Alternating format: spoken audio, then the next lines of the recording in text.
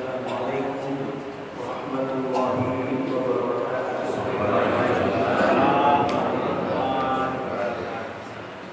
Alhamdulillahirabbil alamin.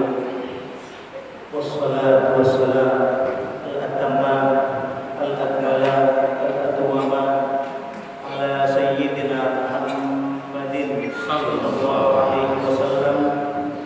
Ballagha risalah wa addal amanah wa nasahal ummah wa kashafa Allahu bihi al-ummah. Salatan wa salaman daimain mutalazimain alaihi sallallahu alaihi wasallam wa ala alihi wa sahabatihi wa tabi'ihim ila yaumiddin. Amradul karamin, wabil khusus yang kami hormati keluarga Masjid Al-Ikhlas beserta seluruh pengurus dan dewan penasehat yang kami hormati dan kami ta'zimi, para sesepuh dan tidak sepuh, para kiai, para asatiz, tokoh agama, tokoh masyarakat, tokoh ibu-ibu, tokoh pemuda, dan semua tokoh yang tidak bisa disebut namanya satu persatu. Mudah-mudahan kita semua selalu mendapat curahan rahmat dari Allah Subhanahu wa taala. Amin. Bapak Ibu yang dirahmati oleh Allah Subhanahu wa taala, pada pertemuan yang lalu kita telah memilih sumber hukum Islam yang pertama dan utama, yaitu Al-Quran Al-Karim, dan mengambil kesimpulan hukum mesti dilakukan dari Al-Quran Al-Karim, teks Arabnya. Al-Imam Al-Alim Prof. Dr. Wahbah Zuhairi mengharamkan dan menyimpulkan hukum dari terjemah Al-Quran. Tidak boleh menyimpulkan hukum dari terjemah Al-Quran, karena kemungkinan selipnya dua kali.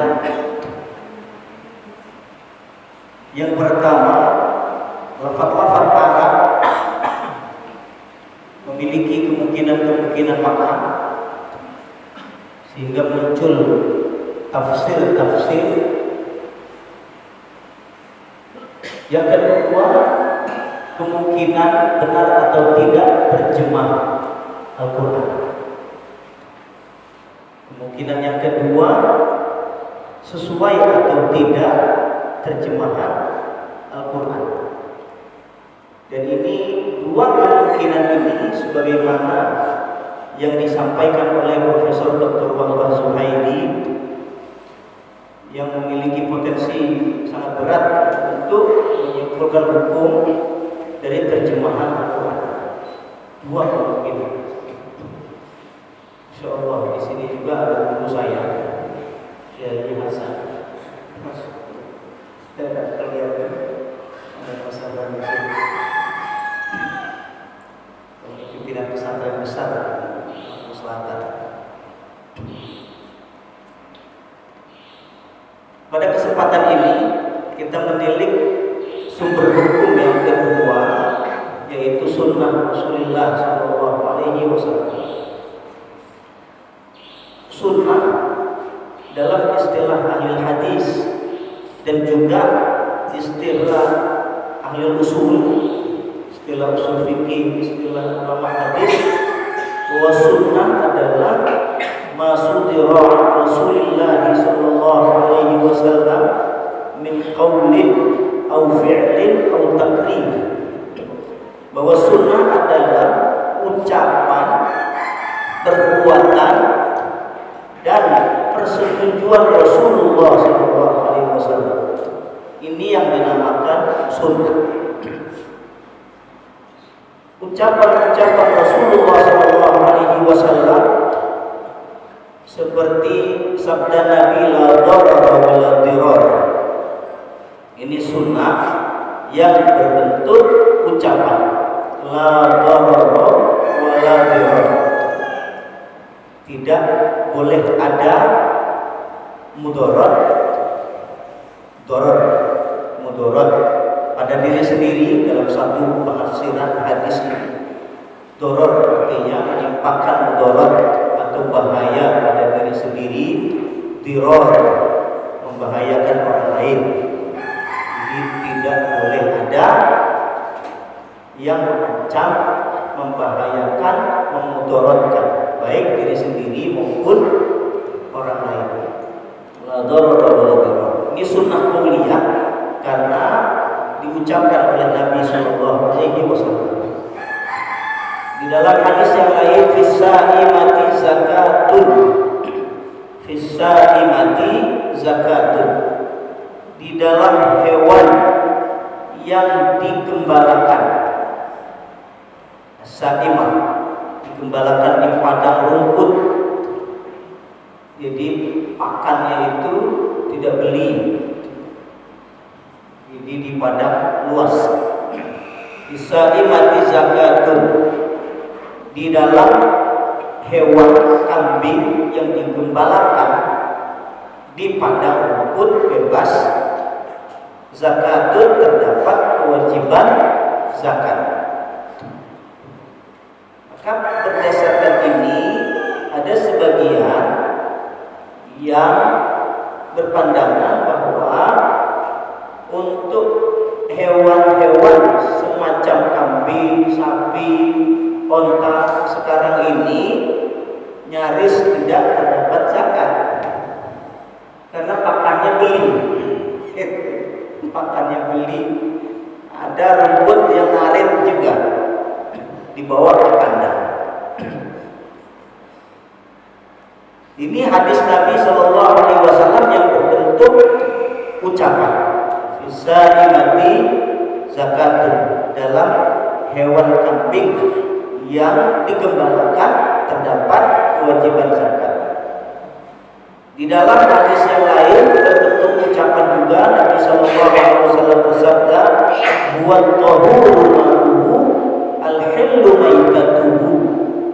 Jadi ada sahabat yang bertanya, kita melakukan perjalanan laut, namun berbekalan sedikit, air yang dibawa juga sedikit. Kalau kita pakai wudu, air ini habis, sementara kita sangat haus. Kalau kita pakai minum, kita nggak bisa wudu. Kemudian sahabat bertanya, bagaimana kalau berwudunya pakai air laut? Nabi Shallallahu Alaihi Wasallam menjawab, huwa tahuru ma'uhu. Air laut itu at-tahur ma'uhu, airnya suci dan bisa dipakai untuk bersuci, bisa dipakai untuk berwudu. Tapi memang di dalam riwayat yang lain, walaupun di tengah lautan, wudunya jangan boros air, walaupun di laut. Ya, ini pesan Nabi Shallallahu Alaihi Wasallam. Apalagi tidak di tengah laut gitu ya. Apalagi waktu kering, kerannya pol, itu makruh. Ulama-ulama mazhab Syafi'i menghukumi makruh, berlebihan menggunakan air dalam berwudu. Al-hillu maitatuhu, halal binatang bangkainya, halal bangkai binatang laut. Walaupun yang ditanya wudu pakai air laut boleh atau tidak, tapi Nabi Shallallahu Alaihi Wasallam menjawab dan lebih, karena sekaligus menjelaskan berbicara laut, Nabi juga sekaligus menjelaskan bangkai binatang laut itu halal untuk dimakan. Kalau dapat ikan itu tidak perlu disembelih, bisa langsung digoreng. Halal bangkainya. Yang kedua, sunnah fi'liyah, perbuatan Rasulullah SAW. seperti pelaksanaan secara real sholatnya itu dilihat oleh para sahabat, dan para sahabat mengikuti gerakan-gerakan yang dilakukan oleh Rasulullah SAW. Sehingga Nabi SAW mengatakan, "Sallu kama ra'aitumuni usolli." Sholatlah kalian sebagaimana kalian melihat aku sholat. Nah, sallu kama ra'aitumuni usolli ini sunnah ucapan karena diucapkan Nabi. Tapi gerakan-gerakan sholatnya ini sunnah perbuatan. Karena Nabi SAW sholat dalam situasi yang berbeda-beda dan di tempat yang berbeda-beda. Para sahabat yang ikut sholat Nabi tidak semua melihat kondisi A kemudian meriwayatkan ke yang lain, melihat kondisi B meriwayatkan ke yang lain, sehingga perbedaan riwayat inilah yang menyebabkan perbedaan pandangan dalam fikih. Seperti ketika sholat itu membaca basmalah atau tidak imamnya, perbedaan riwayat hadis. Apalagi kita tidak melihat langsung Nabi sholat, kita tahu dari mana cara sholat Nabi, dari para pembawa hadis Nabi yang meriwayatkan dari sebelumnya, yang sebelumnya meriwayatkan dari sebelumnya lagi meriwayatkan dari sahabat yang melihat Nabi sholat. Kita tidak. Maka periwayatan yang berbeda-beda ini yang menyebabkan perbedaan pandangan para ulama fikih terkait dengan sholat Nabi SAW. Dan permasalahan sholat ini termasuk permasalahan yang banyak sekali perbedaan pandangan.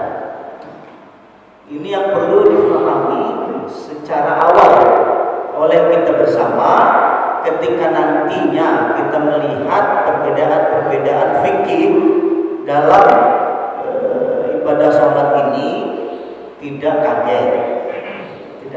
Namun memang karena mayoritas di Indonesia menganut mazhab Syafi'i, maka yang banyak ditekan nanti adalah pandangan-pandangan mazhab Syafi'i yang umum di Indonesia, termasuk hal-hal terkait dengan basmalah, kemudian juga qunut subuh misalkan. Ada yang qunut subuh, ada yang tidak, ada yang doa setelah sholat, ada yang mempersoalkan, ada yang zikir berbarengan, berjamaah, ada yang tidak, dan lain sebagainya. Permasalahan-permasalahan ini akan kita tilik pada pertemuan-pertemuan mendatang. Kembali bahwa sunnah fi'liyah, sunnah perbuatan Nabi itu adalah gerakan-gerakan real, perbuatan real yang dilakukan Rasulullah SAW. Di antaranya sholat-sholat. Karena di dalam Al-Quran bersifat global. Dalam istilah usul disebut dengan mujmal. Mujmal, global. Disebutkan di dalam Al-Quran wa aqimus sholata wa atuz zakata warka'u ma'ar-raki'in. Dirikanlah sholat. Dirikanlah sholat ini. Bagaimana wujudnya?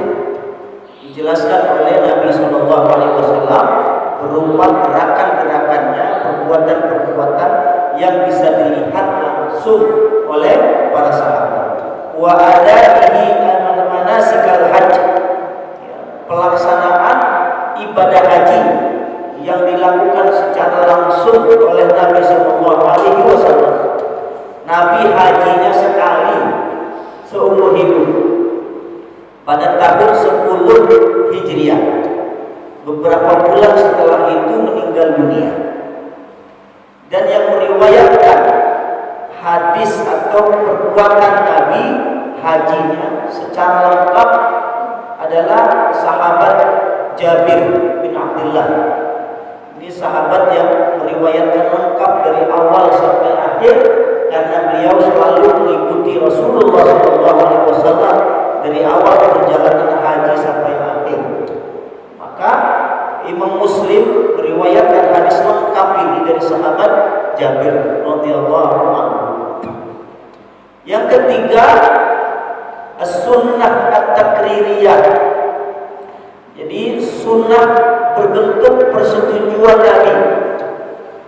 Nabi tidak mengucapkan, Nabi tidak melakukan, yang mengucapkan sahabat, yang melakukan sahabat, baik diucapkan di hadapan Nabi maupun di belakang Nabi, baik dilakukan di hadapan Nabi maupun dilakukan jauh dari Nabi SAW.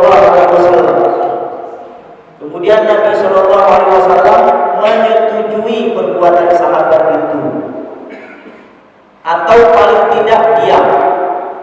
Ini dinamakan dengan sunnah takririyah. Ini sunnah yang berbentuk persetujuan Nabi Sallallahu Alaihi Wasallam. Yang memunculkan redaksi azan siapa? Bukan Nabi, tapi Abdullah bin Zaid. Abdullah bin Zaid ini yang memunculkan redaksi azan. Dulu ketika awal-awal ke Madinah, para sahabat termasuk Nabi SAW berkumpul, kemudian mencari cara bagaimana mengumpulkan orang-orang untuk sholat. Ada usulan dari sahabat, bagaimana kalau dikibarkan bendera. Jadi setiap masuk waktu sholat itu ngibarkan bendera. Jadi kalau bendera berkibar, tahu waktu sholat sudah masuk. Tapi ini kan bermasalah nih. Kalau siang oke, kalau malam nggak kelihatan. Mana kalau sholat isya kibar bendera nggak kelihatan. Akhirnya ada yang mengusulkan bagaimana kalau trompet.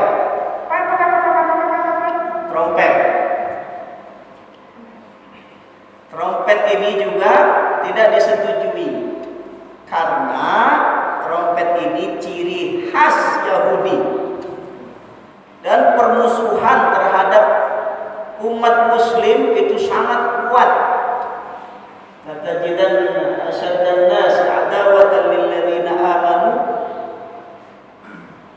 Anda pasti mendapati manusia yang paling banyak, paling keras perlawanannya kepada orang-orang beriman adalah orang-orang musyrik, orang-orang Yahudi. Di dalam surat Al-Maidah.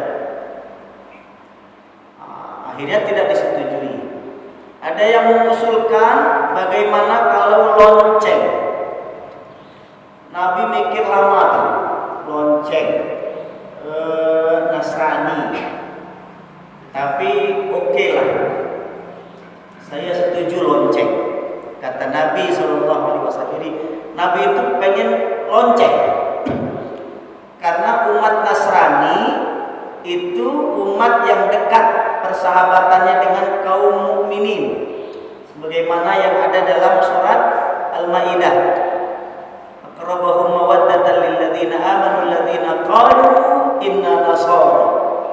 Anda akan mendapati orang-orang yang paling dekat persahabatannya dengan orang muslim mukmin adalah orang-orang yang mengatakan kami Nasrani. Dasar inilah yang mendorong Rasulullah SAW menyetujui, oke lah, karena persahabatannya dekat, kaum Nasrani dengan kita, oke, lonceng saja. Tapi Itu nggak setuju. Nabi, kita ini umat muslim mesti punya ciri khusus. Jangan ngikut yang lain. Kalau lonceng itu kan milik Nasrani, kita mesti ada sendiri, ciri sendiri. Nabi tanya kepada Umar, gimana Umar? Caranya gimana? Ya seru saja. Ayo kumpul sholat. As-salatu jami'ah, as-salatu jami'ah, as-salatu jami'ah. Itu redaksi yang diusulkan oleh Sayyidina Umar bin Khattab. Terus nanti yang nyuruh siapa? Ya siapa saja dari kita. Akhirnya oke. Ini Sayyidina Umar bagus. Idenya untuk manggil. Selesai bubar, Abdullah bin Zaid ini terngiang-ngiang terus. Nabi itu kan sukanya lonceng. Nabi itu sukanya lonceng. Akhirnya nyampe rumah istirahat, kemudian mimpi. Dalam mimpi itu bertemu kakek-kakek bawa lonceng. Akhirnya Abdullah bin Zaid tanya, "Kek, loncengnya mau dijual atau tidak?" Kakek ini tanya balik, "Emang untuk apa?" Nabi itu pengen lonceng untuk manggil orang sholat. Akhirnya kakek-kakek ini bilang begini, "Mau nggak saya ajarin redaksi untuk manggil orang?"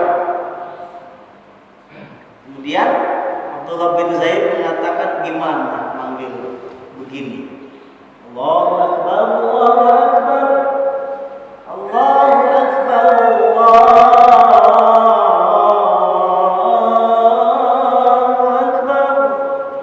Sampai akhir. Walaupun para ulama fikih berbeda-beda pandangan terkait redaksi azan. Redaksi azan berbeda-beda, ada 3 perbedaan redaksi azan, dan yang umum di kita seperti yang kita dengar. Ada juga yang asyhadu alla ilaha illallahnya 4 kali, 2-nya lirih, 2-nya jahar. 4 takbir, Allahu Akbar, Allahu Akbar, Allahu Akbar, Allahu Akbar. Lihat, asyhadu alla, yang pertama di lirik. Asyhadu alla ilaha illallah. Asyhadu alla ilaha illallah. Asyhadu alla ilaha illallah. 4. Asyhadu anna Muhammadar Rasulullah. 4. Salah 2, salah 2, yang lain sama. Jadi ada perbedaan redaksi dalam azan. Ada yang ketiga takbirnya 2 kali. Kalau kita umumnya 4. Ada yang redaksi takbir 2 kali. Allahu Akbar, Allahu Akbar. Terus sama 2. Ada yang 4, kayak kita 4, 2, 2, 2, 2, 2, la ilaha illallah 1. Ada yang kedua takbirnya 4. Asyhadu alla ilaha illallah 4, asyhadu anna Muhammadar Rasulullah 4. Ya Allah salat 2, ya Allah salat 2, Allahu Akbar, takbir 2, akhir la ilaha illallah 1. Jadi ada 3 perbedaan redaksi dalam azan.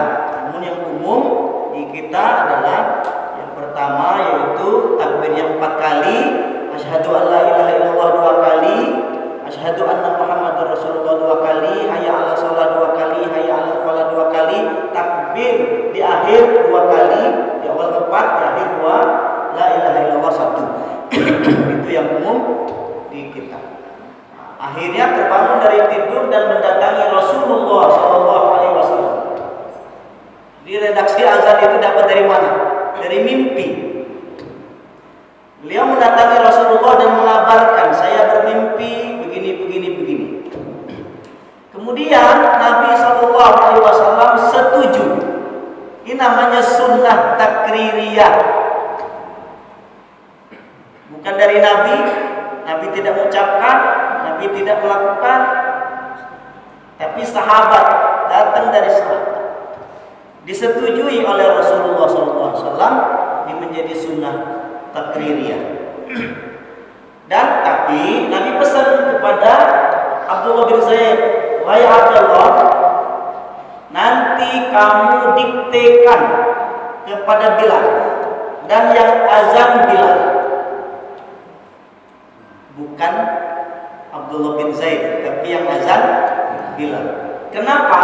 Nabi SAW mengatakan li'annahu anda sautan mink, karena Bilal suaranya lebih bagus dari Anda. Bukan berarti menghina apa namanya Abdullah bin Zaid, suaranya jelek. Enggak, dia suaranya bagus juga, tapi Bilal lebih bagus. Itu kalau dalam bahasa Arab itu istilah tafdil. Kalau tafdil itu bukan berarti menjelekkan yang sebelumnya. Dia bagus, tapi Bilal lebih bagus. Tetapi nggak mengatakan suara kamu jelek, enggak. Li'annahu anda sautan mink, karena Bilal suaranya lebih bagus dari Anda. Gitu. Nggak mengatakan suara Anda jelek. Suara Anda bagus, tapi Bilal lebih bagus. Anda diktekan redaksi azan ini, kemudian sampaikan ke Bilal, ya, Bilal yang azan. Ngedengar azannya Bilal, Umar bin Khattab, ini kan yang mimpi saya semalam. Jadi Umar bin Khattab juga mimpi dapat redaksi azan yang sama kayak yang dia dengar itu. Akhirnya Sayyidina Umar mendatangi Rasulullah SAW. Wahai Nabi, saya juga mimpi yang sama seperti redaksi azan yang tadi didengar. Kemudian Nabi SAW, Anda mendapatkan keutamaan. Tapi memang udah keduluan Abdullah bin Zaid. Di luar biasa. Itu sunnah takririyah. Di antara contoh sunnah takririyah sebagaimana yang diriwayatkan, anna sahabiyaini kharaja fi safar. Jadi ada dua orang sahabat pergi safar. Fa hadaratuhum as-salatu wa lam yajida ma'a. Kemudian di tengah-tengah perjalanan itu masuk waktu sholat, tapi tidak menemukan air. Fatayammama wa shallaya. Apa yang dilakukan ketika tidak menemukan air? Dua sahabat ini bertayamum lalu mendirikan sholat. Summa wajada al-ma'a fil waqt. Lalu menemukan air waktu sholatnya masih ada. Fil waqt artinya waktu sholat itu masih ada. Mereka berdua menemukan air. Kan sudah tayamum, sudah sholat, waktunya masih dapat air. Nah, bagaimana ini? Dua orang sahabat tayamum kemudian sholat. Setelah sholat itu menemukan air. Dua sahabat ini berbeda. Dua sahabat ini berbeda. Fa'ada ahaduhuma wa lam yu'id al-akhar. Yang satunya lagi wudu, yang satu wudu kemudian mengulangi sholat. Sahabat yang satunya lagi tidak mengulangi karena udah sholat. Falamma qassa amrahuma 'ala Rasul, ketika dua orang sahabat ini menceritakan peristiwa yang terjadi kepada Rasulullah SAW, aqarra kullam minhuma 'ala ma fa'al. Beliau menyetujui semuanya. Ya, yang ulang oke, yang tidak ulang oke. Ini sikap Rasulullah SAW inilah yang perlu betul-betul diambil oleh kita. Bahwa Rasulullah SAW sangat bijak dan luar biasa menyikapi perbedaan. Dan metode-metode semacam ini yang diambil oleh ulama-ulama mazhab. Jadi ulama mazhab itu tidak hanya mengambil masalah yang ada pada zaman Rasulullah, tetapi lebih dari itu yang paling penting mengambil metode dari Rasulullah SAW. Metode beragama ini yang diambil, bukan hanya masalah per masalah, karena masalah per masalah itu bisa bertambah, masalah itu bisa berubah, masalah itu bisa berkembang. Sekarang aja kan udah jutaan masalah yang dulunya belum pernah ada.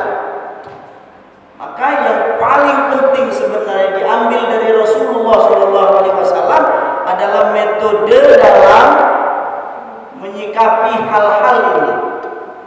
Itu yang dipahami oleh ulama-ulama mazhab kita.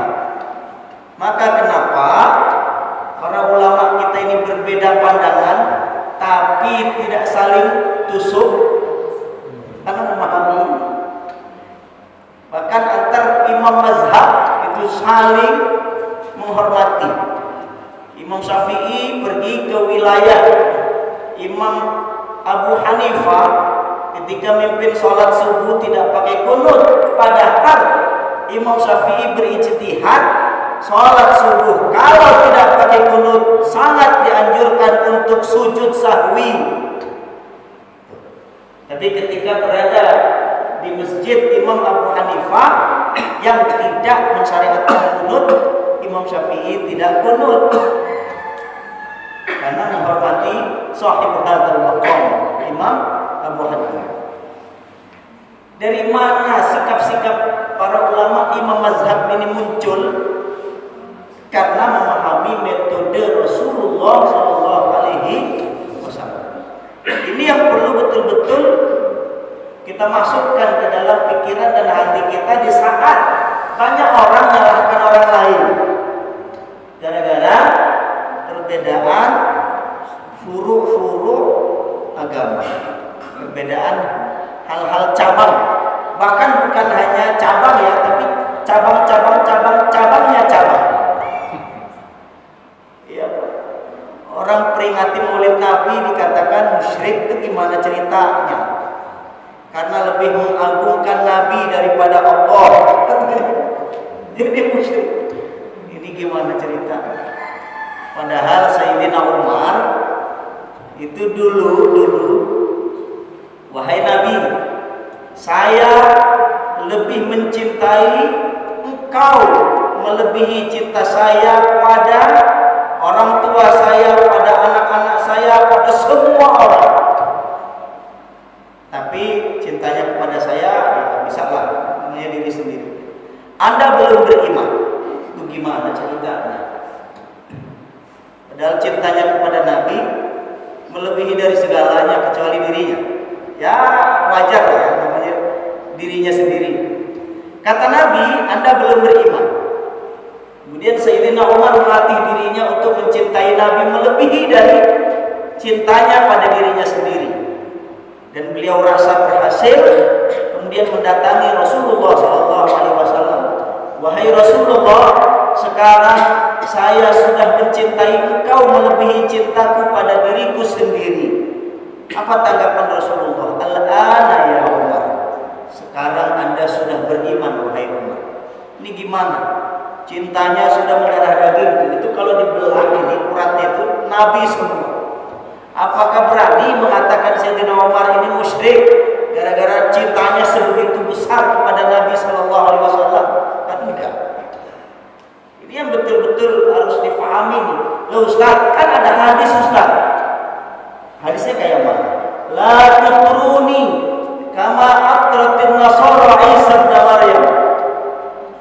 Jangan engkau agungkan aku sebagaimana umat Nasrani mengagungkan Isa bin Maryam. Loh, Nabi aja katakan nggak boleh mengagungkan diriku. Dia bacanya setengah.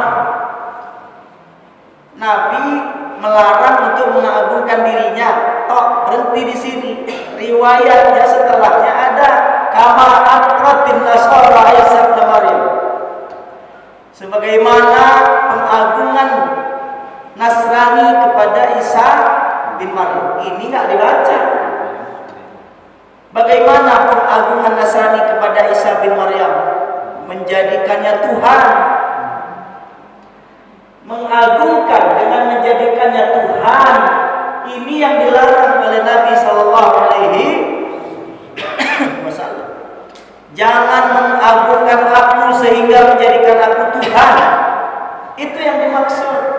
Dari mana tahunya? Karena dibandingkan dengan Nasrani kepada Isa. Pengagungannya dengan menjadikan Isa sebagai Tuhan. Ini yang tidak boleh.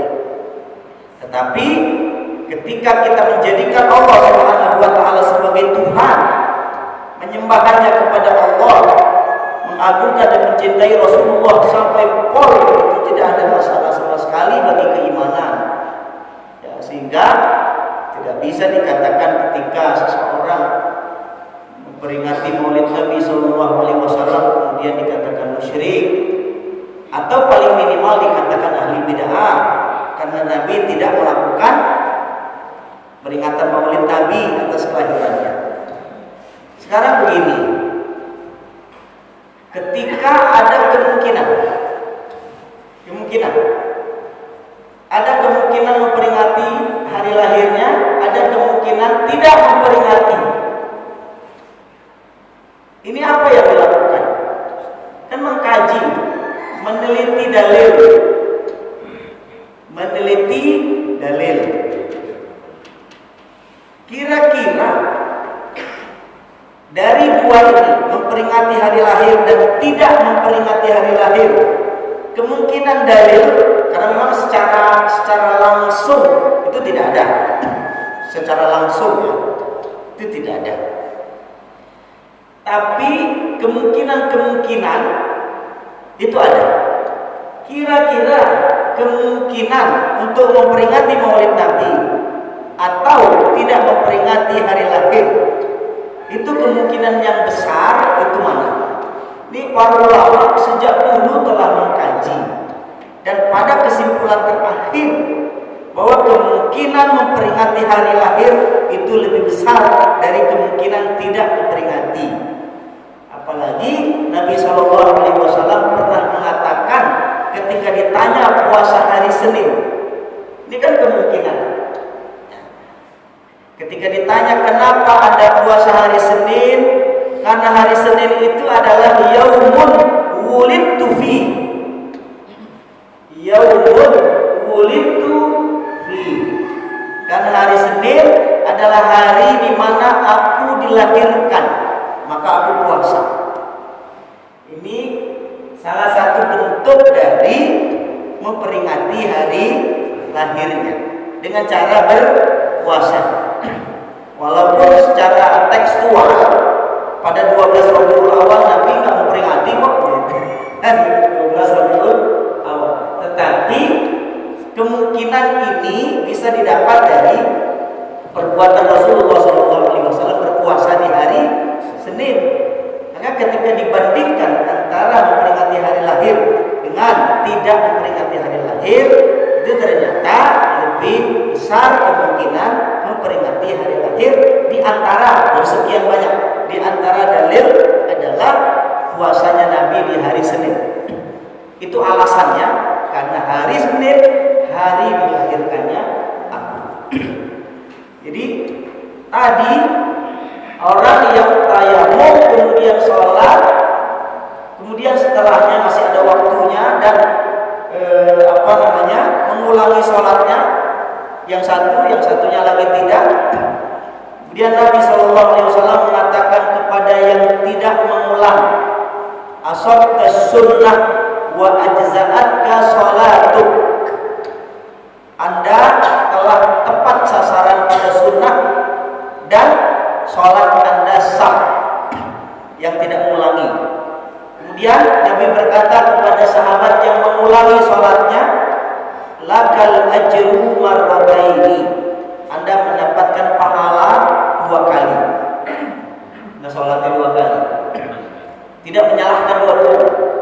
atau tidak menyalahkan salah satunya, tapi membenarkan dua-duanya dan memberikan kelebihan pada yang mengulangi sholat. Terakhir, contoh di antara persetujuan Rasulullah SAW adalah metode dalam menyimpulkan hukum.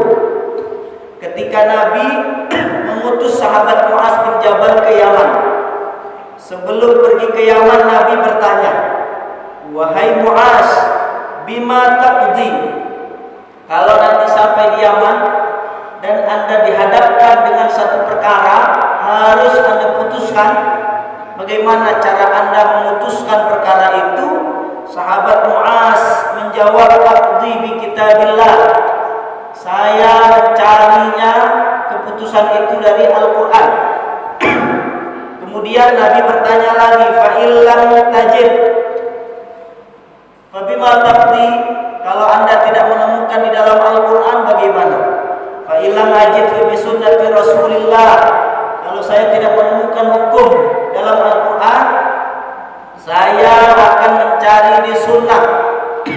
Akan mencari di sunnah Rasulullah SAW.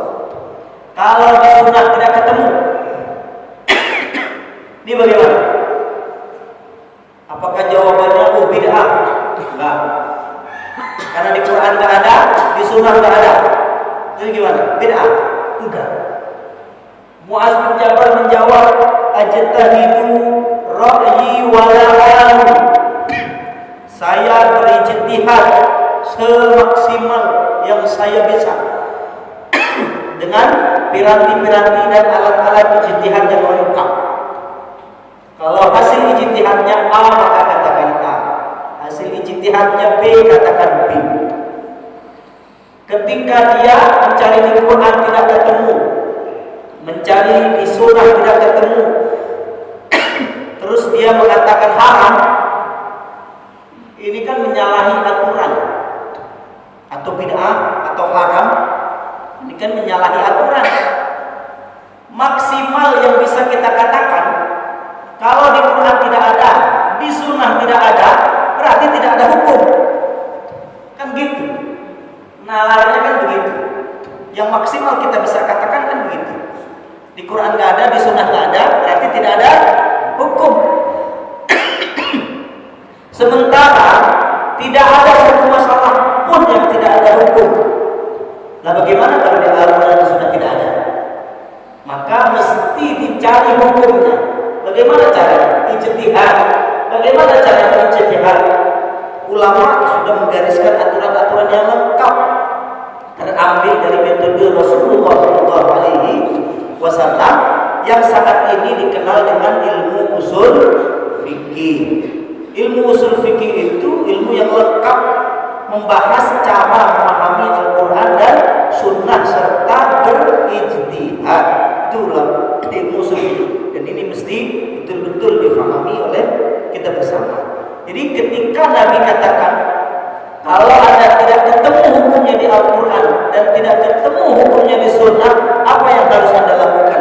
Ajtahidu ra'yi wa la a'lam. Saya berijtihad semaksimal yang saya mampu. Kemudian fa'aqarrahu Rasul sallallahu alaihi wasallam. Nabi menyetujui metode menyimpulkan hukum yang disampaikan oleh Mu'az bin Jabal.